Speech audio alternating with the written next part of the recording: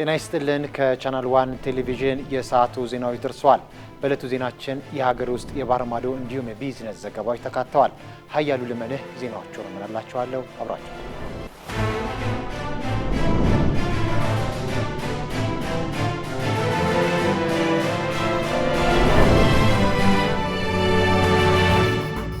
በእስላማዊ አስተምሮ መሰረት በኢድ ቀንም ሆነ ከኢድ በኋላ እኛ በልተን እያደረን ጎረቤቶቻችን ተርበውና ተከፍተው ሊውሉና ሊያድሩ አይገባም ተባለ። ይህ ያለው የኢትዮጵያ እስልምና ጉዳዮች ጠቅላይ ምክር ቤት ነው። ምክር ቤቱ የ1447ኛውን የኢድ አልፈጥር በዓል ምክንያት በማድረግ ለመገናኛ ብዙሃን በሰጠው ጋዜጣዊ መግለጫ ህዝበ ሙስሊሙ በረመዳን ወር የተላበሳቸውን እስላማዊ መልካም ስነ ምግባሮች ከረመዳን በኋላ በማስቀጠል ኢዱን በአብሮነት በመረዳዳትና በደስታ ሊያከብር እንደሚገባ አሳስቧል። ለዝርዝሩ አማሩ ገብሩ።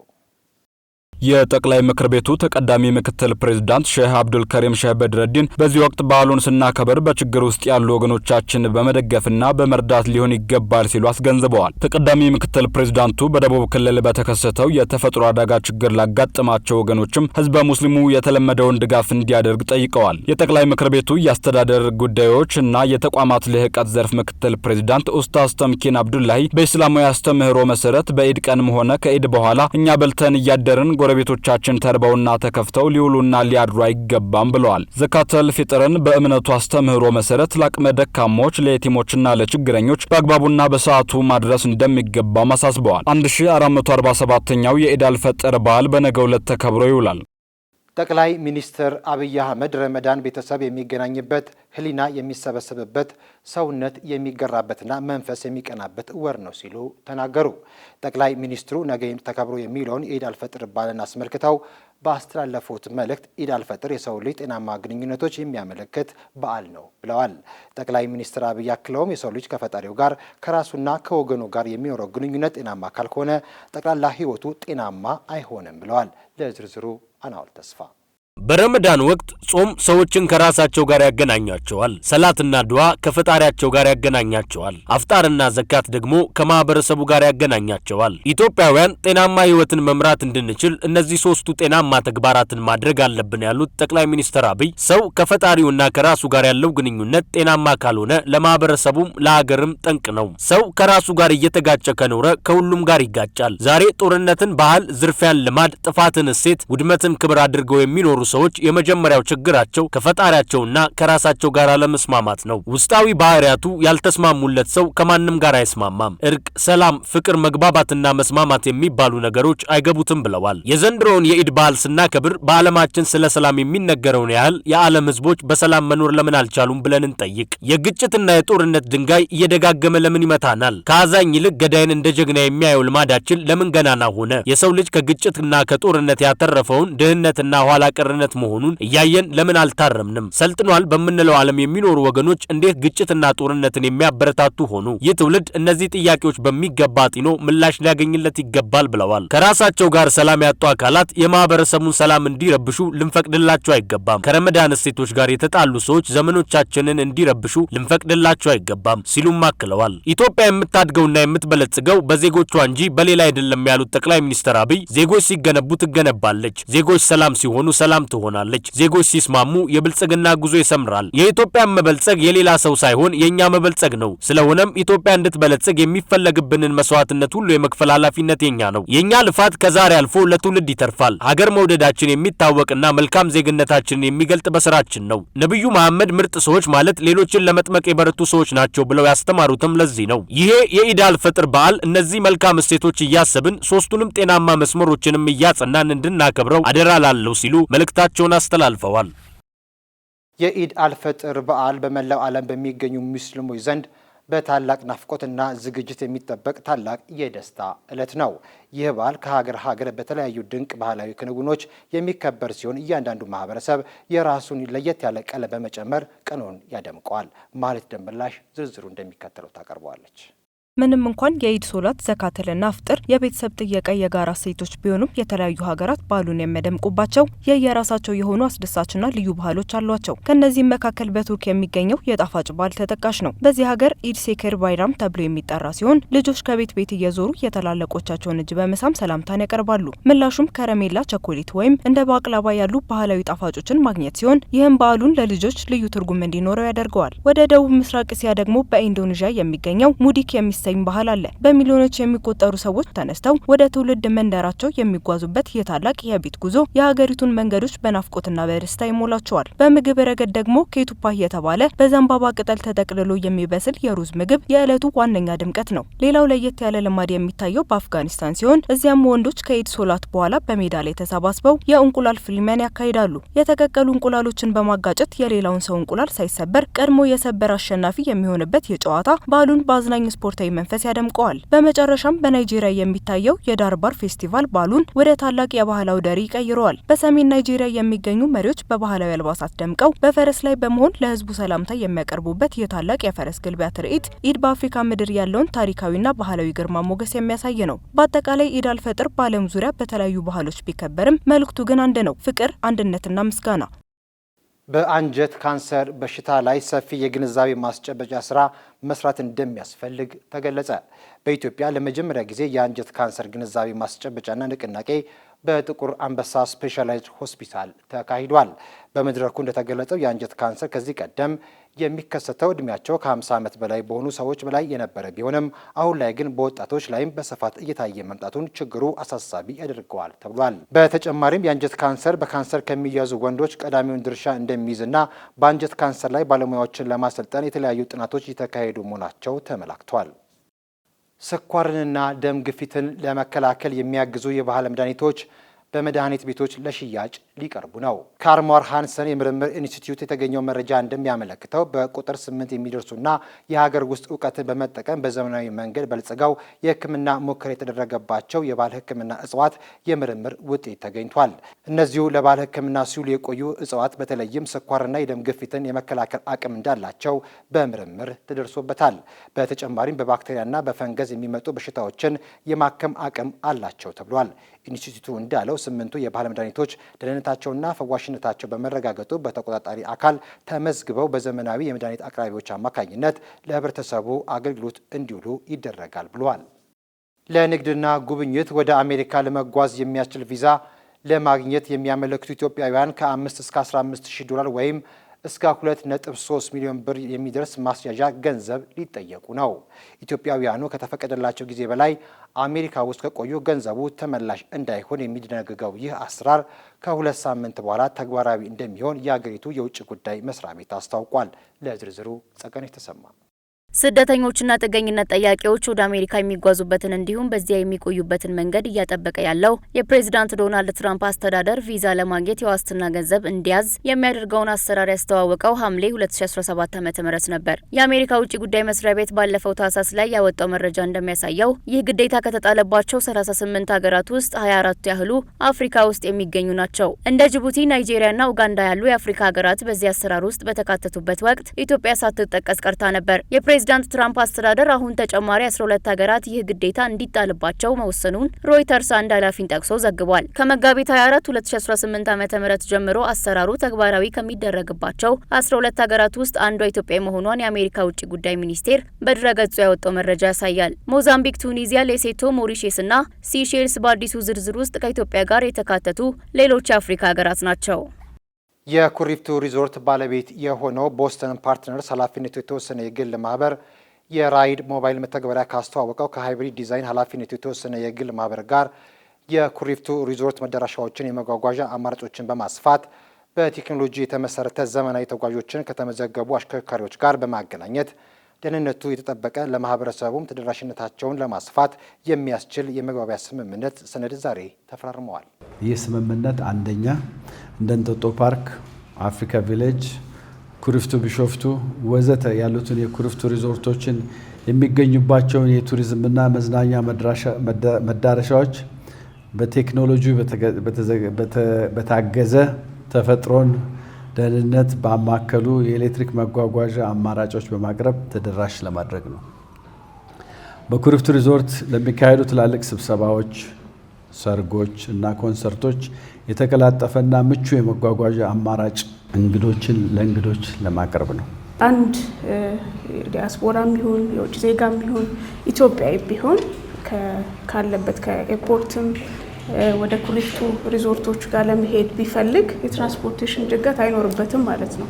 ራይድ ይህንን ፓርትነር አድርጎ ዲሊቨር ያደርጋል ማለት ነው። እንዲሁም ደግሞ ፓኬጅ እየተዘጋጀ ሰው መዝናናት ቢፈልግ ኩሪፍቱ ያው ላይፍ ስታይል በደንብ ስለሚያስተምር ፓኬጅ ተዘጋጅቶ አንድ ቦታ ለምሳሌ እንጦጦ ሊሆን ይችላል፣ ደብረ ዘይት ሊሆን ይችላል። ያንን ፓኬጅ ከትራንስፖርቱ ጋር ኢንክሉድ በማድረግ ካሉበት እስከ ደብረ ዘይት ድረስ ካሉበት እስከ እንጦጦ ካሉበት የኩሪፍቱ መዳረሻ ቦታዎች ሁሉ ትራንስፖርቴሽን ፋሲሊቴት እያደረግን እያዝናናን የሚፈልጉበት ቦታ እናደርሳለን ማለት ነው። ሶ ያንን ነው አብረን ለመስራት የተስማማ ነው።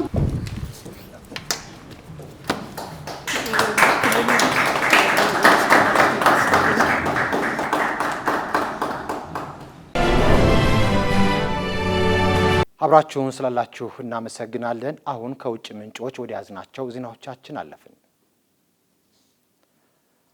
በመካከለኛው ምስራቅ የተባባሰውን ግጭት ተከትሎ በአሜሪካ የፋይናንስ ገበያዎች ግሽበት ተከስቷል። በተመሳሳይ የነዳጅ ዋጋ ከፍ ብሏል። ዝርዝሩን ሄርዳዊት ንጉሴ ታቀርበዋለች።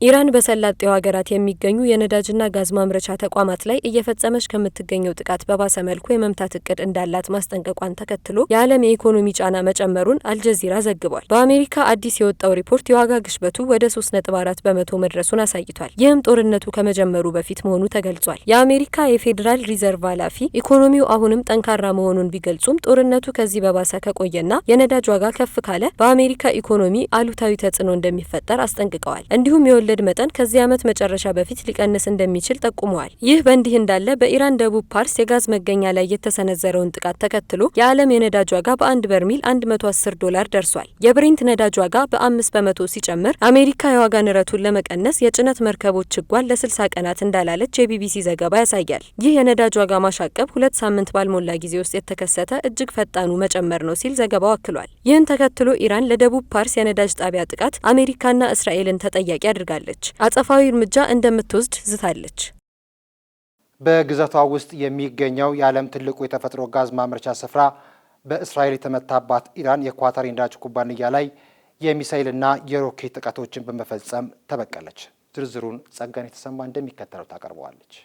ጥቃቱን ተከትሎ ኳታር ኢራንን ለቀጠናው ብሔራዊ ደህንነትና መረጋጋት ቀጥተኛ ስጋት ስትል የገለጸች ሲሆን 2 የቴህራን ዲፕሎማቶችንም አባራለች። ትናንት እስራኤል ደቡብ ፓርስ የሚገኘው የፔትሮኬሚካል ተቋም የአየር ድብደባ ከፈጸመች በኋላ ኢራን ኳታር፣ ሳውዲ አረቢያና የተባበሩት አረብ ኤምሬቶች ውስጥ የሚገኙ የነዳጅ ማውጫ ስፍራዎች ላይ የአጸፋ ጥቃት እንደምትፈጽም አስጠንቅቃ ነበር። የኢራን ፕሬዝዳንት ማሱድ ፔዜሽካን ደቡብ ፓርስ የጋዝ ስፍራ ላይ ከደረሰው ጥቃት በኋላ ባደረጉት ንግግር የዚህ ጥቃት መዘዝ ከቁጥጥር ውጪ እንደሚወጣ አሳስበዋል። ምሽት ላይ በኳታር ራስ ላፋን ኢንዱስትሪያል ከተማ ውስጥ የሚገኘው ዋነኛ የነዳጅ ማቀነባበሪያ ስፍራ በሚሳኤሎች እንደተመታ በአገሪቱ መንግስት ባለቤትነት የተያዘው ኳታር ኢነርጂ ኩባንያ አስታውቋል። በጥቃቱ የተነሳ ስፍራው በእሳት እንደተያያዘና ተቋሙ ላይ ከፍተኛ ጉዳት እንደደረሰም ገልጿል።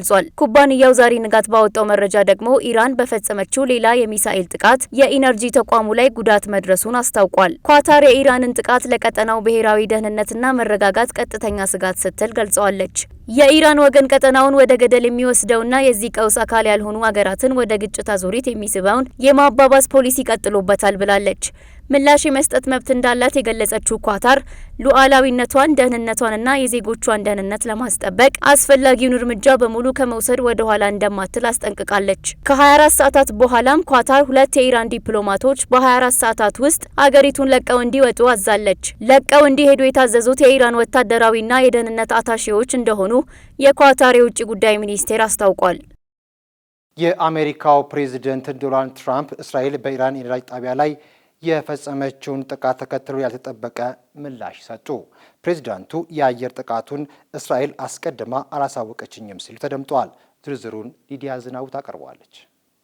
እስራኤል በደቡብ ፋርስ የነዳጅ ማከማቻ ስፍራ ላይ ከፍተኛ የተባለለት የአየር ጥቃት ፈጽማ ነበር። ቢሆንም አሜሪካ ግን ይህን አካባቢ ስለማጥቃት ቀድሞም ቢሆን መረጃ የለኝም ብላለች። በከፍተኛ መናበብ ኢራንን እያጠቁ የሚገኙት አሜሪካና እስራኤል በዚህ ጥቃት ግን ከፕሬዝዳንት ዶናልድ ትራምፕ ዘንድ ይህን መሰል አስተያየት መሰማቱ ጉዳዩን አነጋጋሪ ያደርጎታል። ነገር ግን ከዋሽንግተን የሚወጡ ሌሎች ሪፖርቶች የትራምፕ መንግስት ለጥቃቱ ፈቃድ ሰጥቶ ሊሆን እንደሚችል ይጠቁማሉ። በዚህ ሁኔታ አሜሪካ ቀድሞ አውቃ ነበር ወይስ እንደ ፕሬዝዳንቱ ንግግር ምንም አላወቀችም በሚል እውነቱ የት እንደሚገኝ ጥያቄ ተነስቷል። ፕሬዝዳንት ትራምፕ በተጨማሪ በኢራን የተፈጸመውን ጥቃት ተከትሎ የኳታር የነዳጅ ጣቢያዎች ላይ የተሰነዘረውን ጥቃት ዳግም የሚቀጥል ከሆነ አሜሪካ ኳታርን እንደምትከላከል ገልጻለች። ለዚህም ምክንያቱ ኳታር ወደ ውጭ የምትልከው የተጣራ ነዳጅ ለአሜሪካ ገቢ እጅግ አስፈላጊ የገቢ ምንጭ በመሆኑ ነው ሲል አልጀዚራ አስነብቧል። ትራምፕ አላውቀውም ሲሉ ለገለጹት የእስራኤል ጥቃት ግን ከኔታንያሁ መንግስት እስካሁን የተሰጠ መልስ የለም።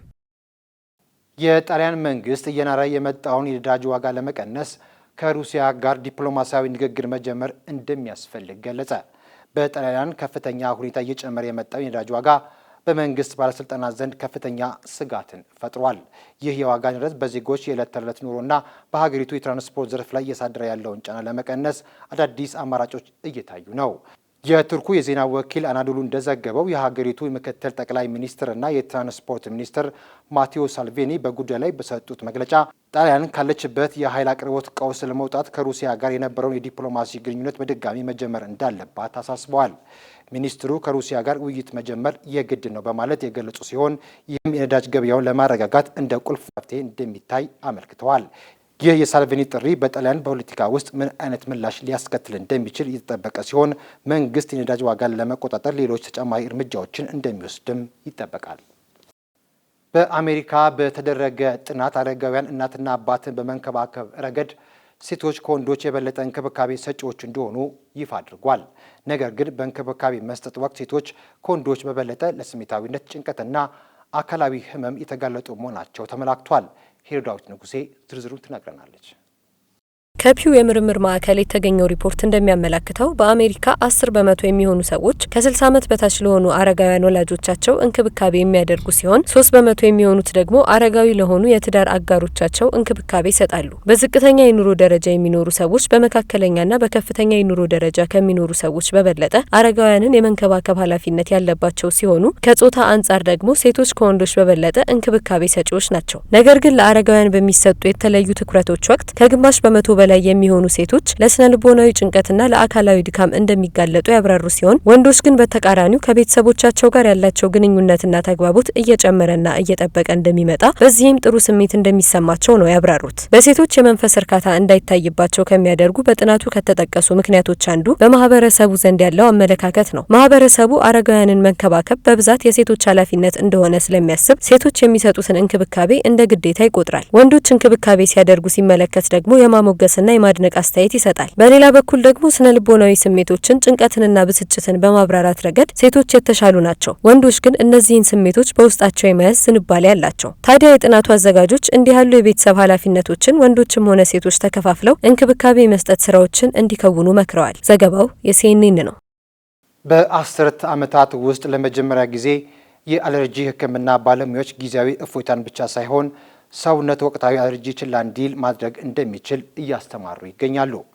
ከሄይ ትኩሳት ወይም የአለርጂ ትኩሳት ወደ አስም የሚደረገውን እድገት በቋሚነት ሊለውጥ በሚችል የበሽታ መከላከያ ሕክምና መሆኑም ተገልጿል። ለዝርዝሩ ሊዲያ ዝናቡ። የአለርጂ በሽታ መከላከል ህክምና ወይም ኤአይቲ በመርፌ ወይም በአፍ የሚወሰዱ ኪኒኖችና ጠብታዎች የሚሰጥ ሲሆን መደበኛው የህክምና አይነት መስጠት የማይችለውን አገልግሎት እየሰጠ ይገኛል። ይህም በአበባ ብናኝና አቧራ ምክንያት የሚከሰተውን የበሽታ መከላከል መዳከምን በረጅም ጊዜ የበሽታ መከላከል ህክምና በመመከት የሚሰራ ነው። ምንም ያህል በዓለም አቀፍ ደረጃ ከ400 ሚሊዮን በላይ የሚሆኑ ሰዎችን የሚያጠቃ ቢሆንም የአለርጂ ትኩሳት ወይም ሄይ ትኩሳት በህዝብም ሆነ በግል የጤና እንክብካቤ ሰጪዎች ዘንድ በአደገኛ ሁኔታ እንደ ቀላል እየታየ ይገኛል። ይህ ቸልተኝነት ሁኔታው እንዲባባስ በማድረግ የመተንፈሻ አካላት ኢንፌክሽን፣ የአስም በሽታና ስር የሰደደ የአየር ወለድ በሽታዎችን ስጋት እንደጨመረው የጤና ባለሙያዎቹ ገልጸዋል። ይህ የህክምና አይነት ምንም አይነት ሞት ካልተመዘገበበት የመርፌ ህክምና አንጻር ደህንነቱ የተጠበቀ ቢሆንም አሁን ላይ በኤፍዲኤ ወይም የአሜሪካ የምግብና መድኃኒት አስተዳደር ተቀባይነት ያለው አማራጭ በዋናነት በሳር በረግረግና በአቧራ ብናኞች ላይ የተገደበ በመሆኑ ብዙዎች የዛፍ አበባ ብናኝ ታካሚዎች በቂ የሆነ የሕክምና እርዳታ ሳያገኙ ቀርተዋል። ታዲያ ታካሚዎች በአፍ የሚወሰድ አንቲሂስታሚን መድኃኒቶች ላይ ብቻ ከመተማመን ይልቅ የአለርጂ ወቅት ከመጀመሩ በፊት የአንቲሂስታሚንና ኮርቲኮስተራይድ የተቀናጁ የሚረጩ መድኃኒቶችን በአግባቡ በመጠቀም ከፍተኛ እፎይታ ሊያገኙ እንደሚችሉ አጽንኦት ሰጥተው አሳስበዋል። ዘገባው የቢቢሲ ነው። እንደ ቲክቶክና ኢንስታግራም ያሉ የማህበራዊ ሚዲያ መተግበሪያዎች ከዋትስአፕና ፌስቡክ ይልቅ በአእምሮ ላይ አሉታዊ ተጽዕኖ ሊያሳድሩ እንደሚችሉ የዓለም አቀፍ የደስተኝነት ሪፖርት አመላክቷል። ዝርዝሩን ሄርዳዊት ንጉሴ ታቀርበዋለች።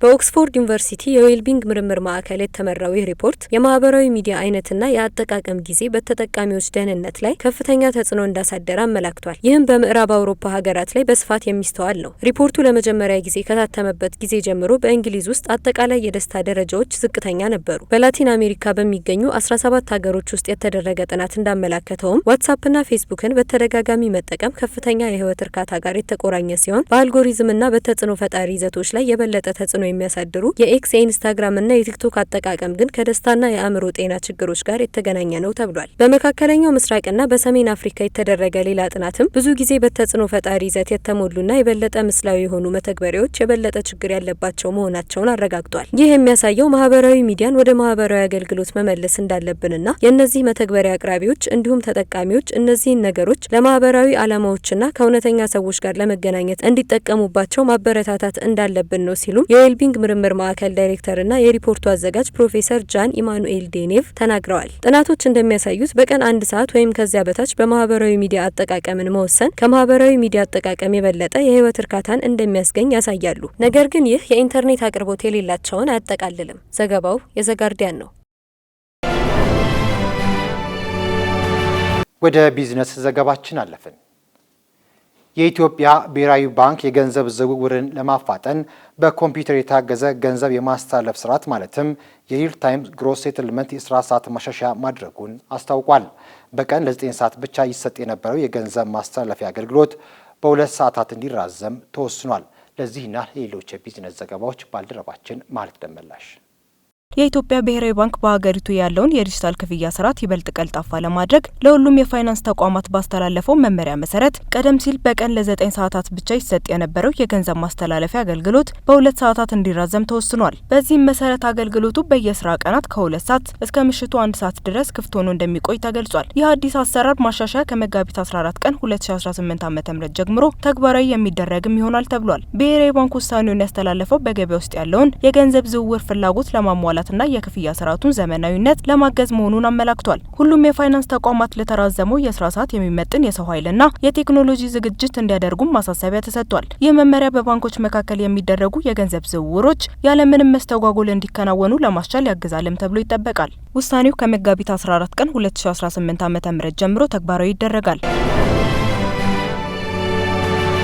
በተያያዘው በጀት ዓመት 2018 መገዛት ካለበት 2.4 ሚሊዮን ሜትሪክ ቶን ማዳበሪያ 1.5 ሚሊዮን ሜትሪክ ቶን ተገዝቶና ተጓጉዞ አገር ውስጥ መግባቱን የኢትዮጵያ ግብርና ስራዎች ኮርፖሬሽን አስታወቀ። አገር ውስጥ ከገባው 860 ሺህ ሜትሪክ ቶን በላይ ማዳበሪያ ለተለያዩ ማህበራት መሰራጨቱንና እስካሁን በነበረው ሂደት በግዢም ሆነ በመጫን እንዲሁም በማራገፍ ያጋጠመ የጥራት ችግር እንደሌለም ተገልጿል። በ2017 ዓ.ም በተደረገ የግዢ ጥራት ችግር አለባቸው ተብሎ የተገኙ 4 መርከቦች ወደ ቻይና በመመለስ ኢትዮጵያ ልታወጣው የነበረውን ተጨማሪ ገንዘብ ማዳን መቻሉም ተጠቁሟል። የኢትዮጵያ ግብርና ስራዎች ኮርፖሬሽን ዋና ስራ አስፈጻሚ ወይዘሮ የሽመቤት እንዳብራሩት የማዳበሪያ ግዢን በዘላቂነት ግልጽና ከብልሹ አሰራር የጸዳ ለማድረግ ከብሔራዊ መረጃና ደህንነት አገልግሎት ጋር በመተባበር የዲጂታል አሰራር ለመዘርጋት ስራ ተጀምሯል ብለዋል። አክለውም ሂደቱን በዲጂታል ስርዓት ከማድረግ ባለፈ ከዚህ ቀደም በአቅራቢዎች ብቻ ሲቀርብ የነበረውን ማዳበሪያ አሁን ግን በመንግስት ቀጥታ ግንኙነት አማካኝነት እንዲመራ ተደርጎ በአምራቾች ቀጥታ ግዢ በመፈጸም ምንም አይነት ጉዳት ቢደርስ ተጠያቂነትን በመንግስት ደረጃ ለመፍታት የሚያስችል ስራ ተዘርግቷልም ብለዋል። ዋና ስራ አስፈጻሚው ይህንን የገለጹት በመጪዎቹ 5 ዓመታት አነስተኛ ማሳ ላይ ለተሰማሩ 1 ሚሊዮን አርሶ አደሮች $300 ሚሊዮን ለማድረስ የሚያስችል ስምምነት ሲፈርሙ ነው። መረጃው የሪፖርተር ነው። በሳውዲ ትልቁ የተፈጥሮ ጋዝ ማከማቻ ላይ የተቃጣውን የአየር ጥቃት ተከትሎ ዓለም አቀፍ የነዳጅ ዋጋ ላይ ጭማሪን አሳየ። አንድ በርሜል ድፍድፍ ነዳጅ አሁን ላይ ከ110 የአሜሪካን ዶላር በላይ በሆነ ዋጋ እየተሸጠ መሆኑን የቢቢሲ ቢዝነስ ዘገባ ያመለክታል። በእስያ 112 ዶላር ሲሸጥ የነበረ ከ2 ቀን በፊት ከነበረበት የ5 በመቶ ጭማሪን አሳይቷል። በብሪታንያ የ6 በመቶ ጭማሪ ሲያሳይ ኢራን ለተፈጸመባት ጥቃት በኳታር ግዙፍ የነዳጅ ማጠራቀሚያ ላይ ጥቃት መፈጸሟም ተሰምቷል። አሁን ላይ በመካከለኛው ምስራቅ ያለው ሁኔታ መሻሻል አለማሳየቱን ተከትሎ የነዳጅ ዋጋ ጭማሪ ሊያሳይ እንደሚችል የምጣኔ ሀብት ባለሙያዎች እየገለጹ ነው። በኔዘርላንድስ ያለው የነዳጅ ዋጋ እጅግ በመናሩ ምክንያት በሺዎች የሚቆጠሩ አሽከርካሪዎች ዋጋው በትንሹ ወደሚቀንስባት ቤልጅየም በመጓዝ ላይ ናቸው። ይህ ድንበር ተሻጋሪ ፍሰት በድንበር አካባቢ በሚገኙ መንገዶች ላይ ለሰዓታት የሚቆይ የትራፊክ መጨናነቅን ፈጥሯል። ይሁን እንጂ ሁኔታው ለቤልጅየም ነዳጅ ማደያዎች መልካም ዜና አልሆነም። በድንበር አካባቢ የሚገኙ የቤልጅየም የነዳጅ ማደያ ባለቤቶች ደንበኞቻቸው ወደ መካከለኛው የሀገሪቱ ክፍል ወይም ወደ ተለያዩ አማራጮች በመሄዳቸውና በትራፊክ መጨናነቁ ምክንያት መደበኛ ስራቸውን ማከናወን ባለመቻላቸው ከፍተኛ የገቢ ኪሳራ እየደረሰባቸው መሆኑን በምሬት እየገለጹ ነው። ሁኔታው በሁለቱ ሀገራት መካከል የንግድ ልውውጥና የትራንስፖርት ፍሰት ላይ እያሳደረ ያለው ጫና እየበረታ በመምጣቱ የዘርፉ ባለሙያዎች መንግስት በታክስና በዋጋ ቁጥጥር ላይ የተቀናጀ መፍትሄ እንዲፈልግ እየጠየቁ ይገኛሉ። መረጃው ያናዶሉ ነው። ከቻናል 1 ቴሌቪዥን የሰዓቱ ዜናዎች በዚሁ ተጠናቀዋል። ሀያሉ ለመንህ ዜናዎቹ መርጬላችኋለሁ። ከቀጣይ የቻናል 1 ውብ ፕሮግራሞች ጋር መልካም ቆይታ ይሁንላችሁ።